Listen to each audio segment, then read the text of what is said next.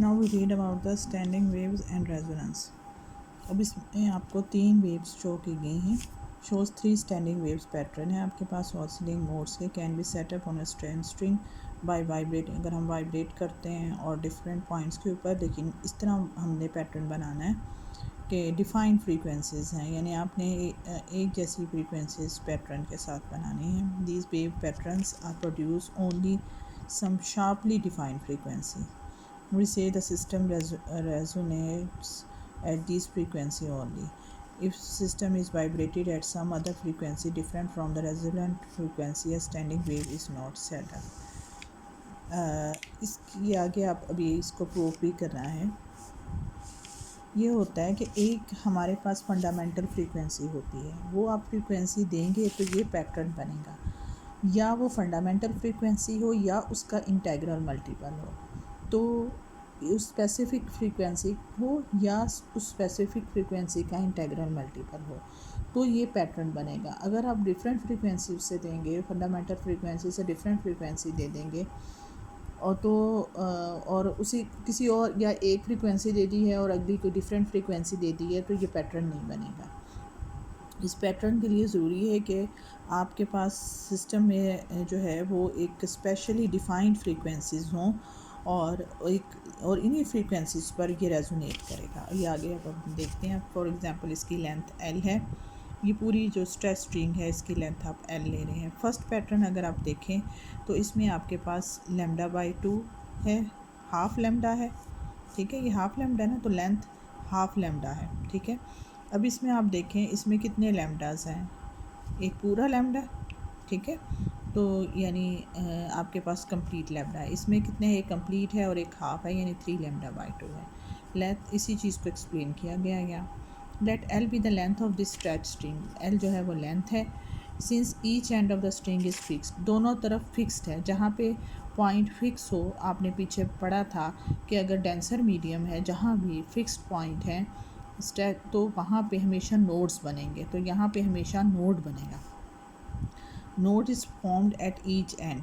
The simplest pattern, यानी टकराती है वेव और टकरा के उसका वापस जो वेव आती है वो आउट ऑफ फेज, यानी डिफरेंट क्रस्ट है तो ट्रफ की सूरत में जाएगी, अपोजिट डायरेक्शन में जाती है। The simplest pattern that meets this requirement, ये सिंपलेस्ट पैटर्न है जो शो किया गया है। जैसे मैंने आपको बताया एंटी नोड्स जो हैं वो सेंटर में हैं।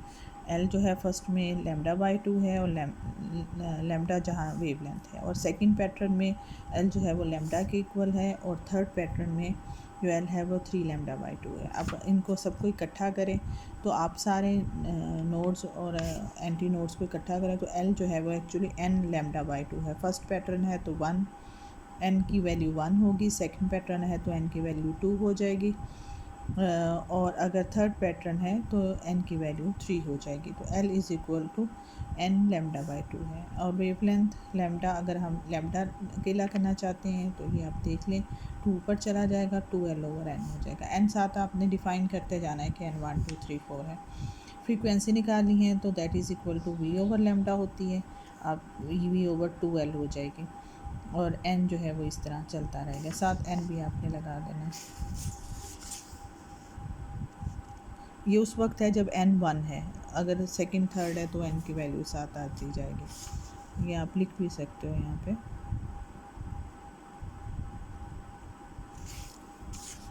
This equation shows that resonant frequency are integral multiple of lowest frequency V/2L, यानी फर्स्ट n 1 है तो V/2L, उससे अगली क्या हो जाएगी 2V/2L, फिर 3V/2L, फिर 4, यानी सब इसी का बेसिक फ्रीक्वेंसी आपके पास सब क्या बनेगी, F is equal to n, जब 1 हो जाएगा तो V/2L, तो इसी का इंटेग्रल मल्टीपल बनेगी, विच, और यही उसकी बेसिक फंडामेंटल फ्रीक्वेंसी होगी, which corresponds to the frequency is called the fundamental mode और फर्स्ट हार्मोनिक।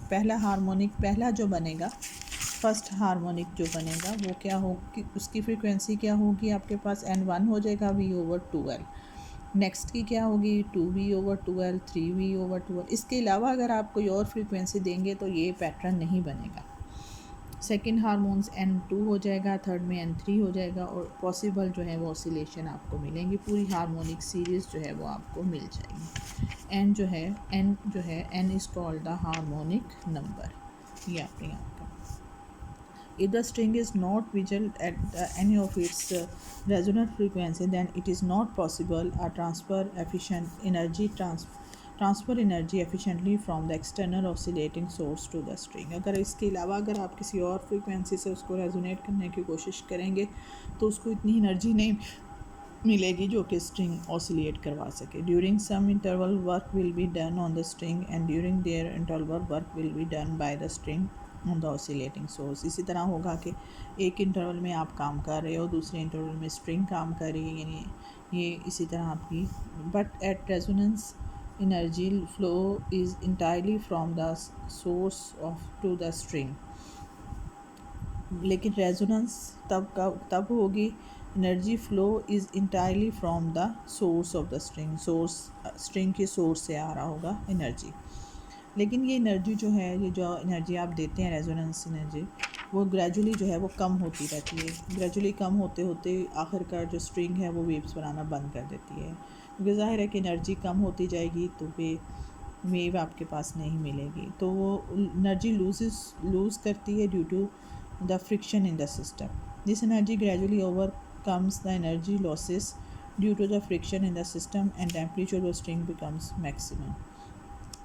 और जो स्ट्रिंग है आखिर का ये आपके पास पहले जो है वो ख़त्म होता जाएगा और this overcomes this but at resonance the energy flow is entirely from the source of this energy gradually overcomes।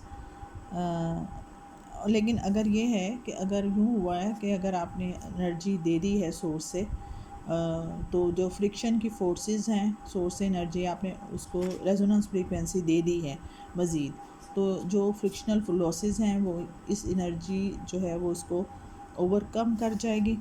This energy gradually overcomes the energy losses due to the friction in the system.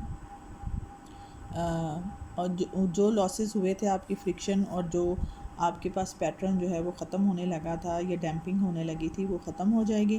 और आप जो resonance आपने source से दी है resonance energy, उसी frequency की दी है, जो जिस फ्रीक्वेंसी से वो पैटर्न बना हुआ है उसी का इंटेग्रल मल्टीपल दी है, तो आपका एम्पलीट्यूड जो है वो फ्रिक्शनल फोर्सेस ओवरकम हो जाएंगी और amplitude of the string becomes the maximum, और एम्पलीट्यूड जो है वो मैक्सिमम हो जाएगी।